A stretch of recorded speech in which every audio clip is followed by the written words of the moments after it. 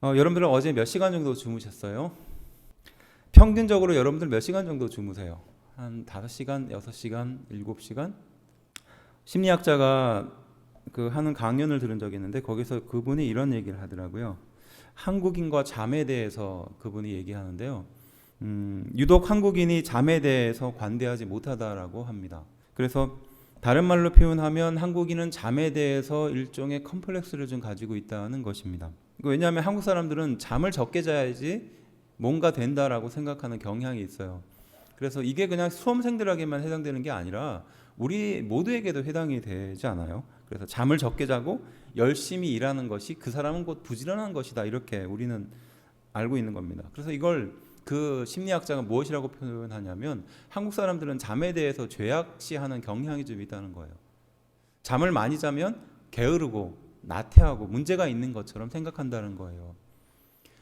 공부 열심히 하다가 잠을 잘 수도 있죠. 근데 이게 뭐 10시간, 11시간 나태하게 막 계속 그렇게 자는 거야 문제가 되겠지만 일정한 자신의 수면 시간, 그러니까 6시간이든 8시간이든 그 시간을 지켜서 잔다는 건 굉장히 중요한 건데 한국 사람들은 많이 잔다는 거에 대한 죄악된 마음, 내가 뭔가 잘못하고 있다, 실수하고 있다, 뭐 부지런하지 못하는 삶을 산다라는 생각을 갖는 거예요. 잠을 자꾸 줄이다 보니까 나타나는 비정상적인 행동이 있다는데 그게 뭐냐면 예민해지고 과대포장하고 그다음에 피곤해져서 타인에 대해서 관용적이지 못한 삶을 산다는 거예요. 그 사람이 하고 있는 일에 결과는 상관없이 잠을 자지 않고 열심히 하면 그 사람은 좀 근면하고 성실할 것이다라고 좀 이렇게 생각하는 경향이 좀 있어요. 그 시간만큼 충분히 자고 예민하지 않는 삶을 살아야 된다. 반대로 표현하면 한국인은 좀 예민한 삶을 산다는 거예요. 그건 뭐 지표로 말하지 않아도 다른 전 세계 어느 나라에 못지않게 이 예민함, 이 우울증 지수가 높은 것도 이러한 이유다라는 것이 그분의 진단이었죠. 성도들은 어떻습니까? 우리가 교회를 다니지만 하나님을 믿지만 이 성도들의 성실함, 우리의 신앙생활이 괜찮은 삶을 살고 있다. 그 기준은 어디에다가 두고 있죠? 똑같이 열심히에다 두는 거예요. 봉사를 해도 마찬가지입니다. 물론 열심히 하는 것, 봉사를 열심히 하는 것 중요하고 이 성도의 신앙생활에 있어서 정말 중요한 가치이긴 하나 제가 이야기하려는 건 뭐냐면 열심히 하는 것이 그 사람의 신앙 상태를 대변해 주지 않는다는 거예요. 막 열심히 해요. 아침부터 저녁까지 교회에서 살다시피 해요. 예배도 빠지지 않고 드립니다. 그런데 그 사람의 영혼이 과연 건강한가? 근데 우리는 지금까지 어떻게 했느냐? 그렇게 열심히라도 해서 건강하다라고 스스로 믿었던 거예요. 실제로 내 신앙생활이 정말 하나님 보시기에 기쁘지 않은데 그냥 열심히만 하면서 위안을 삼는 거죠. 우리가 학교에서 그런 친구들 있잖아요. 그래, 집에서 자는 것보다 학교에서 자는 게 낫지. 학교에서라도 자라. 그 정도의 수준이라는 거예요. 신앙생활도 우리 마음속에 그런 기준을 가지고 산다는 겁니다. 단적인 예가 뭐냐면 새벽기도예요. 새벽기도 드리시는 분들 우리 되게 옆에서 부러워하잖아요. 그리고 그분들의 신앙생활에 대해서 대단하다 이렇게 좀 평가하죠. 그렇지만 신앙생활이 새벽기도로 모든 것이 다 끝장나는 건 아니거든요. 나는 저혈압이라서 아침에 도저히 못 일어난다 이런 분들이 있잖아요. 그럼 뭐 어떻게 하겠어요? 그래서 신앙생활을 잘하기 위해서는 그리고 내가 정말 열심히 신앙생활하기 위해서는 새벽기도는 꼭 드려야 된다 이런 마음이 있어요. 근데 더 중요한 건 뭘까요? 새벽 기도는 귀한 것입니다. 하지만 열심과 신앙의 척도가 되어서는 안 되죠. 예수님이 새벽의 시간을 고별했던 것은 하나님을 사랑해서 나온 거고 본인의 사역을 감당하기 위해서 나온 것이지 자신의 신앙생활이 이 정도 수준이고 이 정도 열심을 갖췄다는 것을 보여주기 위해서 그렇다는 건 아니라는 거죠. 그러니까 너무 우리가 기초적인 좀 초보적인 신앙의 기준을 가지고 자꾸 사람을 대하고 우리 자신을 판단하려다 보면 이런 어려움들이 있다는 겁니다. 다른 사람들과의 관계가 중요한 거예요. 신앙을 드러내기 위해서 노력해야 하는 것이 중요한 겁니다. 주님 앞에서 열심을 증명하는 것이 중요한 거예요. 그러다 보니까 내 신앙생활이 바른가, 내 신앙생활에 하나님을 향한 열심을 갖고 있는가, 제대로 신앙생활을 하고 있는가 이런 것보다는 다른 사람들보다 더 열심히 하는 것이 중요한 거예요. 그러다 보니까 의도치 않게 한국에서 이 직분이 굉장히 중요한 겁니다. 신앙생활 한 10년, 20년 하면 집산을 못 받으면 마치 무슨 문제가 있는 것처럼 권사 직분을 못 받으면 문제가 있는 것처럼 이렇게 스스로 생각하는 거예요.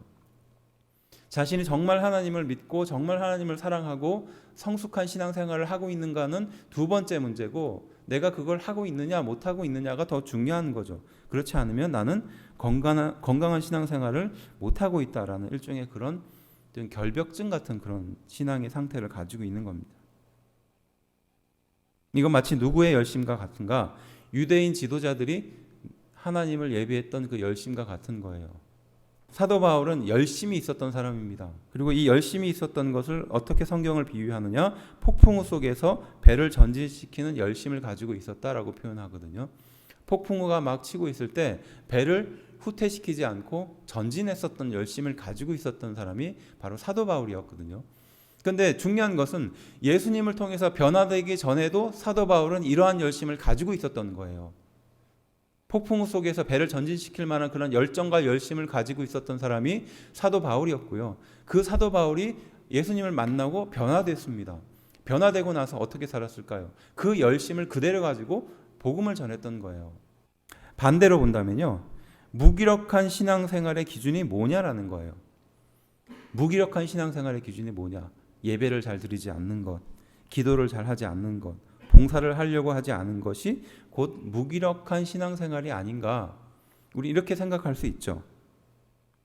일을 많이 했다고 내 신앙생활이 건강하다라는 착각은 앞서도 말했듯이 초보적인 신앙의 상태인 거예요. 물론 이 초보적인 상태의 신앙생활도 못하는 분들이 있어요. 어쩔 수가 없습니다. 하지만 그거보다는 벗어나야 되잖아요. 일을 안 한다면 내 신앙생활이 건강한가? 이런 초보의 신앙생활에 대해서 좀 돌아봐야 되는 것입니다.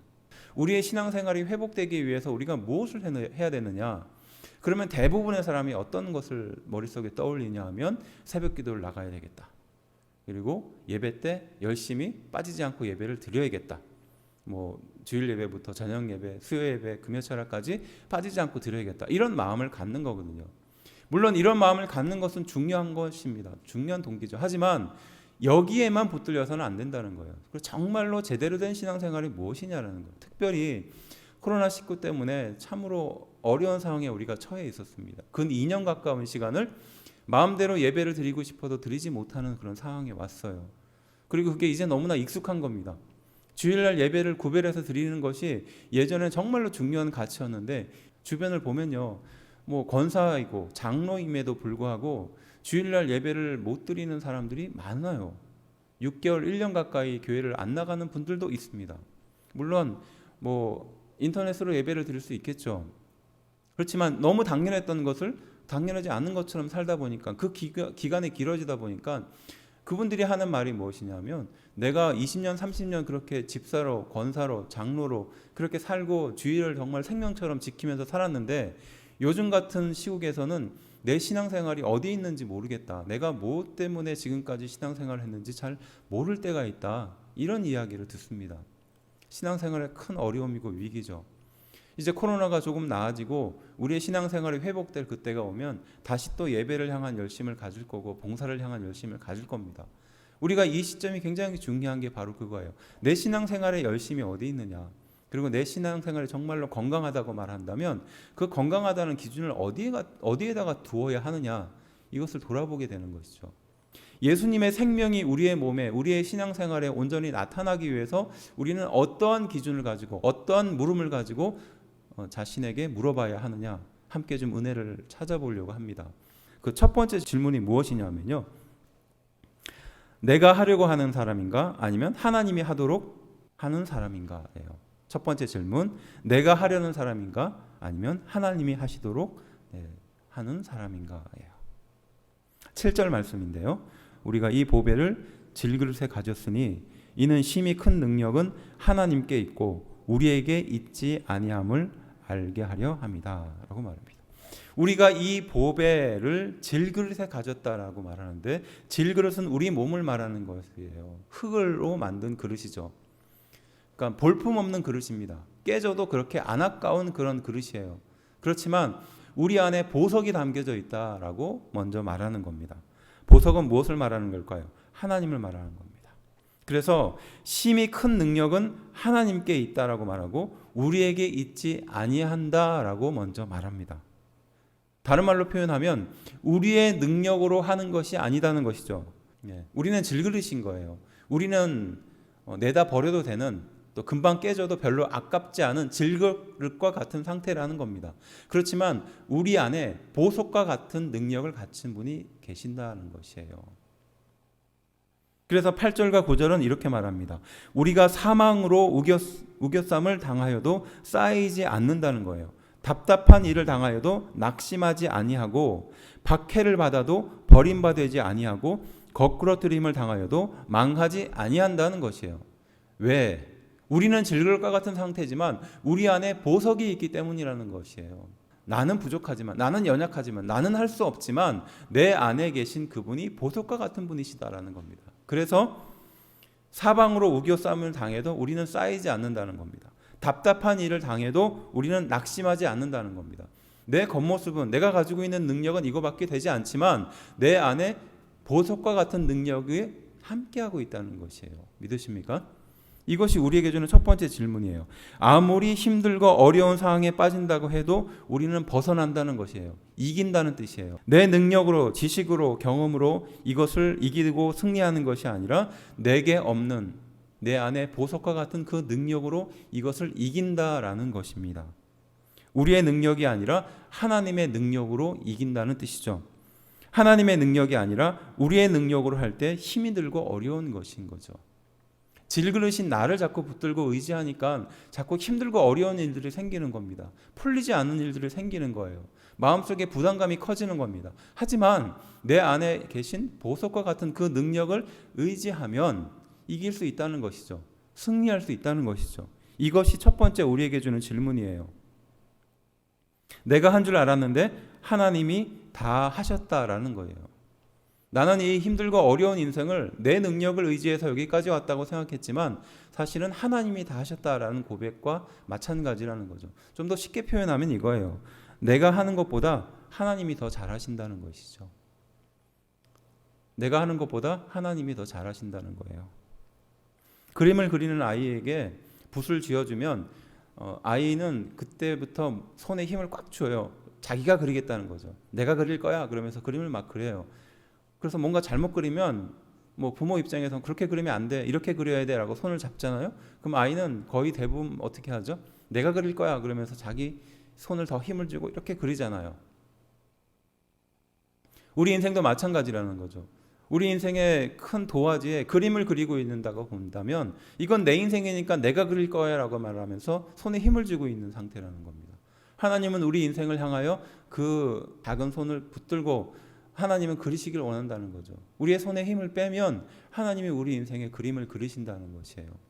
내가 그리는 것보다 하나님이 그리는 것이 더 아름답다라는 것을 말하는 겁니다. 마찬가지로 우리의 신앙생활도 하나님이 함께 하시면 그렇게 부담스럽고 괴롭지 않습니다. 하지만 하나님과 함께하지 않고 있다고 믿거나 혹은 하나님이 함께하고 있음에도 불구하고 내가 자꾸 뭔가를 하려다 보면요, 자꾸 마음속에 부담과 스트레스가 커지는 거예요. 이 첫 번째 우리에게 주는 이 질문은 뭐냐 하면 우리의 능력이 아니라 하나님의 능력으로 해야 된다라는 것을 가르쳐 주는 것이죠. 믿으십니까? 우리의 능력, 내 능력이 아니라 하나님의 능력으로 하시게 되는 여러분들이 되기를 주의 이름으로 축원합니다. 하나님의 능력으로 하십시오. 더 잘하는 길입니다. 두 번째 질문은 무엇이냐면요, 나는 희생하는 사람인가? 라는 것을 물어보는 거예요. 나는 희생하는 사람인가? 우리 10절 한번 좀 읽어볼까요? 4장 10절입니다. 시작. 우리가 항상 예수의 죽음을 몸에 짊어짐은 예수의 생명이 또한 우리 몸에 나타나게 하려 합니다. 라고 말합니다. 10절 전반부에 나와 있어요. 예수의 죽음을 몸에 짊어진다라고 표현하거든요. 예수의 죽음을 몸에 짊어진다. 굉장히 중요한 표현이에요. 11절에 보면 또 그 비슷한 말이 나옵니다. 예수를 위하여 죽음에 넘겨짐은, 예수의 죽음을 몸에 짊어짐은, 예수의 죽음처럼 우리가 늘 죽을 위험에 있지만 오히려 그 죽음이 생명이 되어서 우리 몸에 나타난다라는 뜻입니다. 우리의 능력은 예수님의 죽음을 우리가 짊어질 때 나타난다는 것이에요. 다른 말로 표현하면 무엇이냐? 희생할 때라는 거예요. 예수님처럼 우리가 희생할 때 바로 그때 우리 몸에 능력이 나타난다는 것이 이 구절이 우리에게 설명해 주는 겁니다. 성도의 능력은 강함 아니면 성공으로부터 시작되는 것이 아니라 희생, 헌신으로부터 시작된다라는 것을 간접적으로 표현하는 말이라는 것입니다. 우리 신앙의 능력은 보여주고 자랑하고 높아지고 드러내는 것이 우리에겐 중요한 겁니다. 그렇지만 실제로 신앙생활이라는 것은 보이지 않는 것이 더 중요하고요. 비난받는 것이 중요하고 낮아지는 것이 중요하고 감추어지는 것이 중요하고 남들이 알아주지 않는 것이 중요하다라는 것을 말하는 거죠. 이것을 한마디로 말하는 것이 예수의 죽음을이라는 겁니다. 예수님께서 죽으셨던 것처럼 그 죽으심을 우리가 짊어져야 한다는 것이에요. 이것이 신앙생활의 첫 번째 단계라는 겁니다. 우리는 자기 PR의 시대를 살아갑니다. 약육강식의 시대를 살아가고 있죠. 그렇지만 이 세상의 가르침과 반대로 사는 거예요. 높은 자리보다는 낮은 자리로 가는 겁니다. 넓은 길보다는 좁은 길로 가는 거예요. 인정을 받고 박수 받는 자리보다는 외면받는 자리로 가라라는 것이죠. 이것을 한마디로 말했던 것이 예수를 위하여 죽음에 넘겨짐은, 예수의 죽음을 몸에 짊어짐은 이라고 표현하는 겁니다. 그래서 한마디로 정리하는 것이 희생이죠. 나는 희생하는 사람인가? 라는 것을 묻는 것이에요. 희생하지 않으려고 하죠. 조금이라도 손해를 보지 않으려는 것이 사람의 마음입니다. 하지만 그런 인생에게 우리 하나님은 물어보는 겁니다. 너는 희생하는 사람인가? 그래서 12절은 이렇게 말합니다. 사망은 우리 안에 역사하고 생명은 너희 안에 역사하느니라. 다시요. 사망은 우리 안에 역사하고 생명은 너희 안에 역사하느니라. 지금 우리는 사망의 고통을 겪을 만큼 큰 어려움 속에 살고 있지만 이 희생을 통해서 너희에게 생명과 평안이 곧 갈 것이다 라고 말하는 겁니다. 나는 지금 힘들고 어렵지만, 나는 지금 고통스럽지만 이 고통을 통해서 너희는 생명을 얻게 될 것이다 라고 말하는 것입니다. 희생이 전제되지 않고서는 생명이 나타나지 않는다는 것을 말하는 것이죠. 그래서 오스왈드 챔버스라는 사람이 이런 말을 했습니다. 예수님의 죽음을 짊어지고 사망이 내게 역사할 때 비로소 예수님의 생명이 다른 사람에게 전달된다라고 말해요. 그러니까 우리 안에 희생이 없으면, 우리 안에 헌신이 없으면 생명이 자라나지 않는다는 겁니다. 내가 죽지 않으면 생명이 태어나지 않는다는 거예요. 신앙생활에 희생이 없이는 열매도 없다는 거예요. 내가 한 사람의 생명을 구원하기 위해서는 내가 희생하고 내가 헌신하지 않고는 도저히 열매가 맺어지지 않는다. 이것이 이 두 번째 우리에게 주는 교훈이라는 거죠. 예수님 또한 고난의 인생을 사셨습니다. 그리고 십자가의 고난으로 달려 돌아가셨죠. 죽음으로 그 모든 것을 갚아주셨어요. 그래서 우리가 새로운 생명을 얻은 줄로 믿습니다. 세 번째 질문은 무엇일까요? 초점을 하나님께 맞추고 있는가? 초점을 어디에 두는가? 이것이 세 번째 질문입니다. 13절 말씀인데요. 우리 함께 좀 읽어봅시다. 시작. 기록된 바 내가 믿었으므로 말하였다 한 것 같이 우리가 같은 믿음의 마음을 가졌으니 우리도 믿었으므로 또한 말하노라. 아멘. 여기 보시면 내가 믿었으므로 말하였다 한 것 같이라고 말하는 이것은 인용 구절이에요. 시편 116편 10절의 인용 구절인데요. 이렇게 말씀합니다. 내가 크게 고통당하였다고 말할 때에도 나는 믿었다라는 말씀을 인용하는 구절이 이겁니다. 사망의 줄이 나를 두르고 수월의 고통이 내게 이르러 환난과 슬픔을 만났을 그때에, 이것이 시편 116편 3절 내용이거든요. 사망의 줄이 나를 두르고 수월의 고통이 내게 이르러 환난과 슬픔을 만났을 그때에 내가 고통 속에 있다 해도 이 고통이 나를 지배할 수 없다라고 말합니다. 그리고 16편 2절에 내 기도에 귀를 기울여 주시는 하나님을 내가 안다라고 말하고 있거든요. 그러면서 시편 116편 10절에 내가 크게 고통을 당하였다 말할 때 나는 믿었다는 것이죠. 내가 큰 고통 속에 있는 거예요. 내가 큰 고난 속에 있는 겁니다. 괴로움 속에 있어요. 하지만 고통이 와도 나는 내 기도에 응답하시는 하나님을 믿는다는 것이에요. 고통 때문에 좌절하는 것이 아니라, 고통 때문에 두려워하는 것이 아니라 바로 그때에도 하나님께 초점을 맞추고 있다는 고백을 하고 있는 것이죠. 다른 말로 표현하면 내 초점은 고통 그 자체에 있지 않고 하나님께 있다는 것이에요.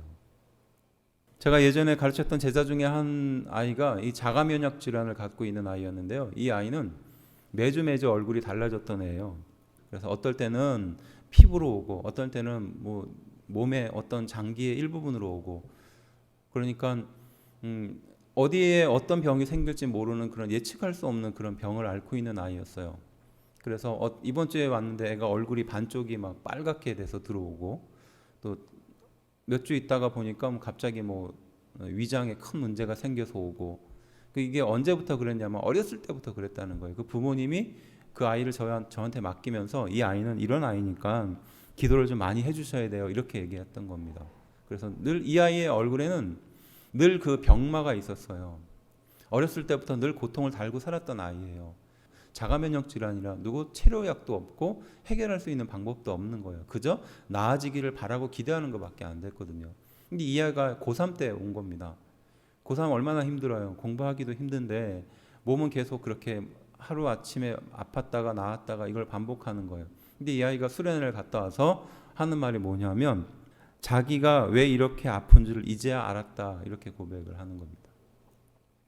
자기가 지금까지 왜 이렇게 아픈 삶을 살았는지 이제야 알았다라고 말하는 거예요. 저한테 와서 하나님을 만나고 진정으로 고백하고 난 뒤에 내 고통만 바라봤던 인생에서 그것이 아니라 이 고통을 통해서 하나님이 나에게 왜 이 고통을 주셨는지 이제야 알았다라는 고백을 뒤늦게 하더라고요.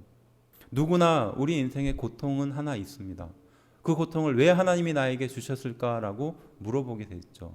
하지만 그 아이의 입술을 통해서 고백했던 것처럼 자기가 왜 아팠었던지 이제야 그 의미를 알았다라는 고백이 우리에게도 있게 되기를 주의 이름으로 축원합니다. 14절은 이렇게 말합니다. 주 예수를 다시 살리신 이가 예수와 함께 우리도 살리사 너희와 함께 그 앞에 서게 하실 줄을 안다라고 말하는 겁니다. 나를 다시 살리시고 천국 앞에 세워주실 것을 믿는다는 거죠. 우리에게 주신 믿음이 나를 굳세게 한다는 것이에요. 하나님을 바라보고 믿음을 잃지 않는 신앙인의 삶을 살아야 한다라고 말하는 것입니다. 누구에게나 고난은 있죠. 그러나 그 고통을 아름답게 승화시켜 열매를 맺는 사람은 많지 않습니다. 고통을 또 고난을 없애달라고 기도하기보다는 고통 때문에 하나님께 초점을 잃지 않게 해달라고 기도해야 되는 줄로 믿습니다. 초점을 잃지 않는다는 것은 무엇을 말하는 걸까요? 믿음을 붙드는 것입니다. 나의 인생에 어떠한 고통이 와도 결국 이 고통 뒤에 하나님께서 평안함을 주실 것이라는 믿음을 붙드는 것이죠. 믿음은 맹목적인 것이 아닙니다. 믿음은 기적적인 것을 경험하는 것이 아니에요. 나를 결국 평안한 곳으로 인도해 주실 것을 확신하는 것, 그것을 붙드는 것인 줄로 믿습니다.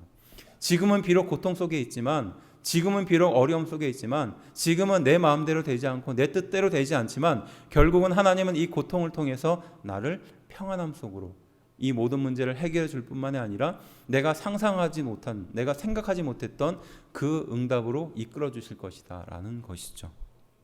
고통 때문에 고통만 바라보지 않도록 믿음을 붙드는 것, 그것이 우리에게 있어야 한다는 것이죠. 이 세 번째 질문은 내가 믿었으므로 말하였다 한 것 같이 결국은 우리도 또한 믿음으로 고백했다는 것이죠. 초점을 어디에 두느냐? 고난에 두는 것이 아니라, 문제에 두는 것이 아니라 그 뒤에 숨겨져 있는 하나님의 은혜에 두는 우리가 되기를 주의 이름으로 축원합니다. 결국 그리스도의 생명이 우리 앞에 나타나기 위해서, 그리스도의 능력이 회복되기 위해서, 거룩한 성도로 바로 서기 위해서 그저 열심을 갖고 최선을 다하는 삶을 사는 것이 아니라 이 세 가지 질문을 통해서 우리가 정말로 건강한가를 돌아보게 하는 것이죠. 그 첫 번째 질문이 내가 하려는 사람인가, 하나님이 하려는 사람인가를 묻는 겁니다. 두 번째 질문이 나는 정말로 희생하는 사람인가를 묻는 것이죠. 마지막 세 번째가 내 초점은 어디에 두고 있는가라는 거죠. 결국 우리의 능력이 아니라 하나님의 능력을 붙드는 인생이 되어야 한다는 것입니다. 결국 우리의 희생과 죽음이 생명을 낳고 생명을 회복시킨다라는 것을 아는 것이죠. 마지막으로 초점을 하나님께 맞추고 믿음으로 살아야 한다. 이것을 우리에게 교훈하고 있는 줄로 믿습니다. 예수님이 바로 그렇게 사셨기 때문이에요. 예수님이 그렇게 희생과 헌신의 삶을 살았기 때문입니다. 매일 하나님의 능력을 의지하고 매일 하나님께 기도하는 인생을 살았기 때문에 그렇습니다. 십자가에서의 죽음이 우리에게 생명을 주고 죄를 끊게 했기 때문에 그랬던 거죠. 또 부활하고 승천한 이후에 예수님이 사명을 완수했듯이 결국 우리의 힘들고 어려운 이 인생의 고난의 문제도 결국은 우리 예수님이 다 해결해 줄 것을 믿기 때문이라는 것입니다. 아무도 신앙생활을 하고 있지 않는 가정에서 신앙생활을 한다는 것은 큰 고통입니다. 누구도 지지해 주지 않고 누구도 믿어주지 않으니까요. 제가 신학교를 가겠다고 마음을 먹었고 부모님께 이야기했을 때 저희 아버지가 했던 말이 네가 그런 말도 안 되는 학교에 갈 거면 나는 너를 더 이상 지원해 주지 않겠다였어요. 저는 그 인생을 걸어오면서 참 힘들고 어려운 인생이었다라고 생각하지만 반대로 본다면 그러한 인생 속에서도 하나님은 은혜를 베풀어 주신다라는 믿음이 있었어요. 물론 결과적으로 말한다면 모든 가족이 다 교회를 다니고 또 믿음을 회복했다, 그것으로 위안받을 수 있습니다. 하지만 그 인생에 고통이 없었다면, 그리고 그 고통 속에 내가 고통을 바라보지 않고 하나님께서 주시는 은혜를 보지 않았다면 아마도 이러한 은혜나 이러한 결과는 없었을 겁니다. 마찬가지로 우리의 신앙생활에는 항상 걸림돌이 있고 어려움이 있고 괴로움이 있어요. 고통이 있죠. 내 마음대로 되지 않는 것들이 반드시 있습니다. 하지만 기억해야 할 것은 그것을 통해서 하나님을 바라보는 인생이 결국은 귀한 열매 속에 살게 된다는 것이죠. 결국 그 열매를 거둬들이게 되는 줄로 믿습니다. 내 계획이 아니라 하나님께 맡기면 됩니다. 결론적으로 16절과 18절은 이렇게 말합니다. 16절, 우리의 겉사람은 낡아지나 우리의 속사람은 날로 새로워지도다. 우리의 겉사람은 낡아지나 우리의 속사람은 새로워지도다. 한마디로 새로워진 삶을 산다, 생명의 삶을 산다라고 약속해주고 계십니다. 두 번째 17절, 잠시 받는 환난에 경한 것이 지극히 크고 영원한 영광에 중한 것을 이루려 한다. 우리가 힘들고 어려운 고난 속에 살고 있지만 이것은 결국 중요한 것을 이루게 하기 위한 과정이라는 것이에요. 믿으시죠? 그리고 18절에 우리의 주목은 보이는 것이 아니고 보이지 않는 것이다라는 것이죠. 우리 인생의 중요한 가치는 보이는 것이 아니라 보이지 않는 것에다가 가치를 두고 있다는 것이에요. 곧 영원한 것에다가 의미를 두고 살아가는 사람입니다. 당장 내 눈앞에 내 손에 쥐어지는 그것이 아니라 그 손 뒤에 영원한 것을 소유할 수 있는 그것을 주시기 위해서 바로 하나님께서 우리 인생을 이끌어 가신다는 겁니다. 생명의 삶을 산다는 거죠. 중요한 것을 이루게 해주신다는 겁니다. 곧 영원한 것을 소유하게 해주신다라고 약속하고 계시는 줄로 믿습니다. 그래서 5장 1절은요, 우리가 장례식에서 많이 사용하는 구절이에요. 이 말씀을 하고 난 뒤에 이렇게 연결하죠. 만일 땅에 있는 우리의 장막집이 무너지면 하나님께서 지으신 집, 곧 손으로 지은 것이 아니요 하늘에 있는 영원한 집이 우리에게 있는 줄 아느니라. 한마디로 말하면 우리의 삶의 현장이 이렇게 치열한 장례식의 삶과 같다라고 말하는 것입니다. 그리스도의 생명이 우리 몸에 나타나기 위해서 내 능력을 버려야 하고 이기와 편협과 나 중심의 삶을 버려야 하고 당장의 현실과 고통을 피하는 삶의 태도를 버려야 한다는 것입니다. 하나님의 능력이 내 안에 나타나시도록 또 생명을 낳는 희생과 헌신의 마음으로 또 하나님께 초점을 맞추고 천국에 우리를 이끌어 주실 그 믿음을 붙드는 것, 이 모든 문제를 해결해 주고 온전한 은혜로 살게 해주는 것, 내가 기쁘고 행복하게 살 수 있는 그 삶으로 나를 이끌어 주시는 것, 그것을 믿는 것이 필요한다는 것이죠. 예수님의 생명이 나타나는 성도, 하나님의 은혜가 나타나는 성도, 다시 회복하고 은혜로 살아가는 우리가 되기를 주의 이름으로 축원합니다.